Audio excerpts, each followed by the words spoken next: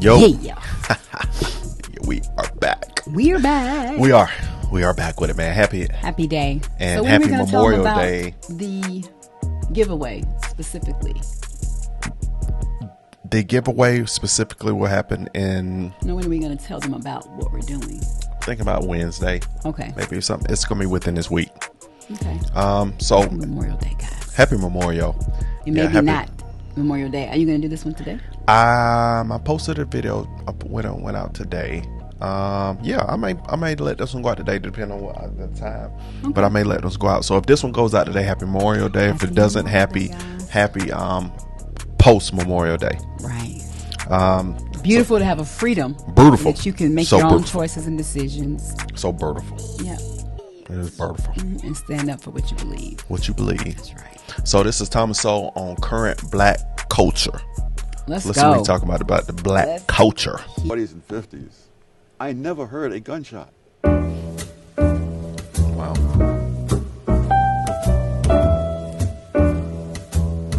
You're supposed to be having a cigar with that kind of music. Some coffee. And some coffee.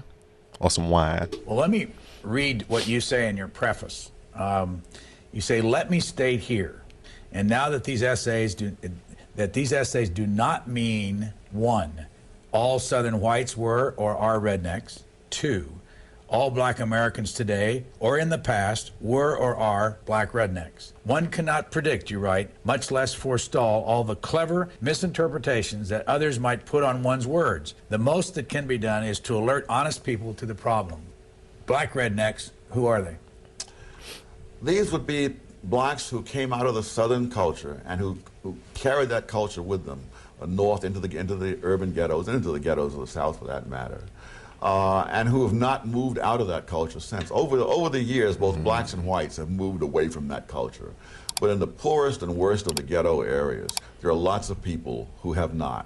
And these kinds of, it's a culture which didn't do whites any good, and it's certainly not doing blacks any good today. And the tragedy is that people regard this culture as somehow the authentic black culture, and therefore you're not to interfere with it. I'm proud to be a bartender. Ain't nothing wrong with that. I don't feel no ways tired. No I've way. come too far from where I started from. Black English is considered not quite proper English. On the other hand, if blacks happen to have all the power and own all the corporations and whites were working for them, it would be the other way around. Yep. There was a period, I'm trying to remember now, I believe it was in the mid-70s, when substandard English began to become viewed as a discipline of its own within linguistic studies and so forth. And for all I know, it was all perfectly legitimate that certain speech patterns would be traced back to various regions in Africa and so forth. And this is a language of its own. It has its own validity. But your argument would be, I don't really care what its validity is. It's holding people back. It's preventing them from participating in the wider society. Is that right? Absolutely. And also, none of these things went back to Africa. Oh, is that so? Not No. one. Not one. Not one. You can... But you know where that came from? It came from redneck. It came from, we took a language, a dialect of redneck people. And redneck, considered culture, isn't looked upon highly on a more echelon Caucasian culture. You know that? Yeah. It's the same. Yeah. Yes, they did not go back to Africa. If you look at the peach, for example, using the word axe for ask and stuff like that, all of that goes back to the South, and it goes back to the parts of Britain from which white Southerners came. So if you trace calling hog entrails chitlins, that was in a certain section of Britain, the section from which whites moved into the South, and they were known as rednecks and crackers in Britain in centuries past. The whole thing is as phony as the $3 bill. In Intellectuals and Race, you cite an observation by the intelligence expert, IQ scientist James Flynn, that just stopped me cold. After the Second World War, you've got large numbers of American troops remaining in Germany. For that matter, there's still several tens of thousands there today. And both black and white American soldiers had children with German women. Wow. And Flynn discovered that those children growing up in Germany showed no IQ differences at all. Wow. The black kids and the white kids, the same. Professor Flynn concluded that the reason was that the offspring of black soldiers in Germany grew up in a nation with no black subculture. Close quote. Wow. Which means what? Which means they experienced exactly the same expectations. Is this the... No. The expectations are external. The culture in which they grew up was not the culture in which black kids grew up in America today. So they had... There's no gangster rap that was pervasively available in Germany. So here's what I'm getting.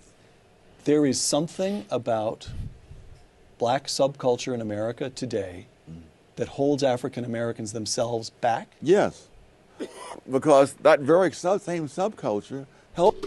He even did a professional. You see his professional sneeze was? He said,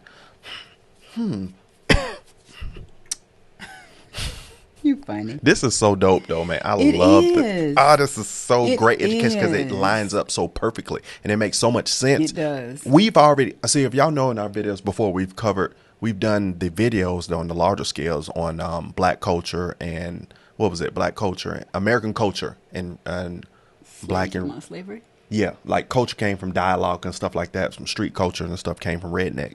But anytime I look at the information, it's so amazing to me because nobody connects the dots in life. Why does it sound like this? And why does this sound match this kind of mindset? I gotta go get my sweet potatoes out the oven. I'll be right back. Sorry. I'm gonna keep this little piece in right here, showing them cut you out to go get sweet potatoes. Okay. I'm gonna keep that little part. That was that little beat, and if I don't do it now, we still now just halfway. Your sweet potatoes will be black. Those whites in the South back as well. That in the time this mental testing in the First World War turned up, among other things, the fact that whites from various 4 or 5 southern states scored lower on the mental test than blacks from 4 or 5 northern states. Oh. And so it really was a question of the subculture that was there, which was a handicap to both. Wow. I could go on for days about the social degeneration, but let me give you just one quick example. When I grew up in Harlem in the 40s and 50s, I never heard a gunshot. Wow. Now, I'm sure someone fired a gun somewhere in Harlem, but it was not such a pervasive thing that you had to hear it. You know, I have relatives in Washington. I asked them the same question. People in my generation, Growing up in Washington, D.C. Yes, and low-income black neighborhoods. Did you ever hear a gunshot when you were growing up? And the answer was no. I have relatives in North Carolina. I asked the same question. No. And now, you know, people in housing projects especially, they put kids, some of them, to bed in bathtubs so that they won't be hit by stray bullets in the night. Now we take it for granted that there's tremendous levels of crime and violence in the black community. That was not always the case. In the 20s, it was very common for white celebrities, including George Gershwin and William Faulkner, to go up to Harlem not only for entertainment places, but to go into private homes of people they knew. And Gershwin played Rhapsody in Blue in this home where Walter White lived. Wow. Milton Friedman, when he was a graduate student at Columbia, he and the lady he later married would go dancing at the Savoy Ballroom in Harlem. And he said, we had no fear of being mugged or accosted on the street or anything like that. I've heard you say, Tom, when you were a boy growing up in Harlem yourself, your own neighborhood felt totally safe to you. Not totally safe. I wouldn't exaggerate, but there's nothing resembling today. I mean, I did sleep on hot nights. I would sleep out on the fire escape. When I tell people in Harlem that today, they think I'm from another galaxy, you know. But that people slept on the fire escapes in New York and in the public parks in the 30s, all over the city. Because it was not a jungle. You could run through a great number of other things. Children raised without 2 parents present. That was about 22% in 1960. Wow, that's 80%. One generation later, it was 67%. Wow. And it's gone up a little since then as well. And now the rate among whites is higher than it was among blacks in 1960. Right. Wow, why is it black to move out of this culture? I take responsibility. White liberals. I take responsibility. I take responsibility. Black people are being slaughtered in the streets, killed in their own homes. These are our brothers and sisters. Our friends, our family. We are done watching them die. How do you define a white liberal? And I bet you when they were doing those, they was talking about police brutality. Slaughtered in their homes? Where? Like police just coming in. Get down. Right. I mean, I see. And then what happens is you got these celebrities, and then the moments are so sentimental and emotional. The pauses in between the conversation, it sways people to like, oh my God, this is going on. I ain't never heard of that. wow. I think I've been black a long time. I ain't heard of that going down like that. Those kinds of people who have the kinds of attitudes that are called liberal in the United States, although the word is misused, those people have created an atmosphere in which these counterproductive cultures are to be celebrated, perpetuated, and the consequences overlooked. It reminds me of a scene in the Blue Max where this general is encouraging this daredevil pilot to do all kinds of wild stunts, you see, knowing that the guy's going to kill himself if he keeps doing this, and therefore the general will be rid of a political problem. Now, I don't think that the white liberals are doing this deliberately, but I think the net results are the same. They are cheering blacks on and doing things that are absolutely self-destructive. Mm-hmm. One of the things I discovered in the research for my book I'm currently working on is that leaders of groups that are lagging in countries around the world almost invariably have counterproductive policies for them. Mm-hmm. And it makes perfect sense because insofar as members of lagging groups assimilate into the values and achievements of the larger society, they don't need those leaders.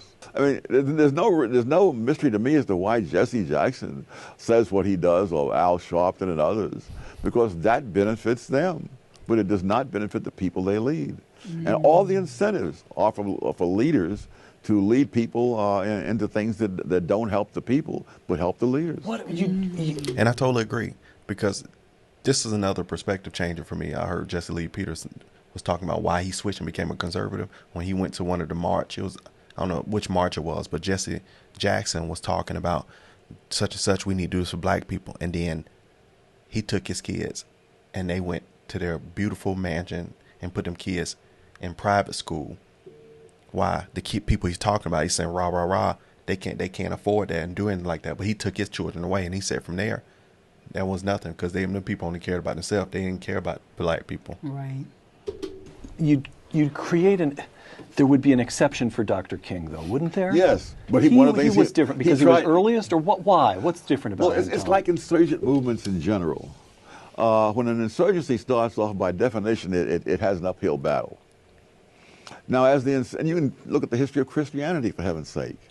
If you're going to be a Christian in the Roman Empire, before in the first century, you had a lot of grief to go through. Mm. Now, but after Christianity becomes the official religion of the Roman Empire, this is a bonanza, and there's a lot to be done. And so now you will follow policies that are the opposite of what you advocated. You will see that with all kinds of other insurgent movements. Somewhere, watching this interview, there's a young Thomas Sowell. There's an African American who's smart. So what was he saying about the Christian movement then? He was saying how it was when it wasn't adopted by the masses, people are going to it was going to be really hard for you. But when it became adopted by the masses, they made it ridiculous, and they took it and they went crazy how they went about Roman Catholicism and things like that. Okay. So I don't know where that fits in. I just know that when it was taken over and saying this is the official religion, the Romans went else with it. Mm-hmm. And wants to do something with his life. It seems to me we've already got one piece of advice you'd offer to him is stay away from the racist industry. Stay away from the race hustlers. What advice would you give a young Thomas Sowell? How do you make something of yourself as an African American in America today? The way anybody else would. You equip yourself with skills that people are willing to pay for. I remember hearing this. And that's the only way to find for your Race success. hustlers. Now I know how to Race hustlers. How to what? identify those people who are continuously want to pull the race card when it's clearly has nothing to do with that. Nope. Spot. Clearly. What are your skills? Clearly. If you have no skills, then you're gonna fall. You're gonna fall. The video we just did Yeah. with the guy going out and interviewing those people who were there about gun control. Yeah. Talking about it was a race issue. Yeah. Race hustlers. Yep. And that's how that's what I'm gonna call you. Yep. Because how in the Sam Hill does that have to do You're with talking anything? about the people or the hustlers. Yeah. They were saying, okay, this is no. There was an instance where the white mass shooter went into the black church, but it's still the majority of those killings were not racially motivated. So, okay, I got the name. Race hustlers. Race hustlers.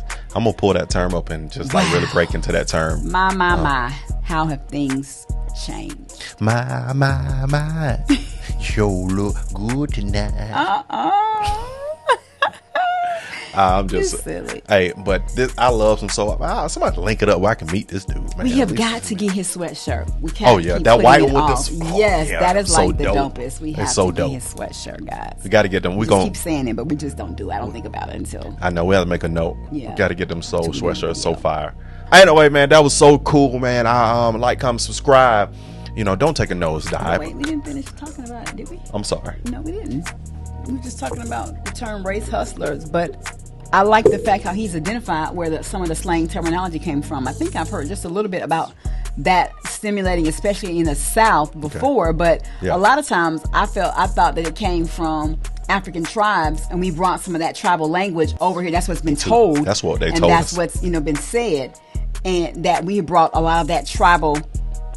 And it's so talk not true. That's what over here. I would talk that for years. But when you something burning, baby. No, that was the sweet potatoes. I turned the oven off. But that's where you think it comes from, because when the slaves came from Africa, they may have had a language, but then when you think about it, they adapted to the language that they heard in their environment. Correct. African language. Then there was no. You didn't have no street American slang term. We know Africa. they had the Negro spirituals when they were talking, when they were trying to talk to each other. So that, terminology and stuff was going on in those Negro spirituals. Whale in the water. That type of vibe, But still, now we really are seeing that a lot of the lingo, and that's so funny. Southern. But you got to think, Negro spirituals, you would already been here because you come from Africa. How you English? Speaking English. True. Yeah, so we don't think about that. True. They weren't speaking English coming straight from Whale there. in the water. Just like that. They were like this. Oh, what's this dialect we just got on the boat? Please. Yeah. No, they quite interesting. That was adopted. Yeah. That language is adopted when you got over here. But that makes so much sense that it came from redneck communities. Because where do we get that from? We got that from a culture that was already there, and then we made it our own with our twang. That's why you got to research and just not listen to one source, or just allow somebody to say this is where this came from, or this is this. Okay. I can't wait. That's a great, prerequisite. But now you need to go and dig deep and do more homework on your own. Yo, they said, "Oh my God, I gotta get my questions. So refreshing. Yo, I would love to meet him. But I would like to meet him because he's in 90s, so you got to meet him sooner than later. I don't know, God, please, God, allow men to live up to 120. I told you, Tom Sowell be 120 years old. You don't have no skin on his face but cheekbones. It'd be. All right, guys. Thank you so much for hanging out with us. We are definitely going to be explaining the details and posting about this giveaway, so stay tuned. We love you. We appreciate your support. And don't forget, what you say? Like, comment, subscribe. Don't take a nosedive, but comment down in the section below if you want some more. Love you guys. Bye-bye. Bye.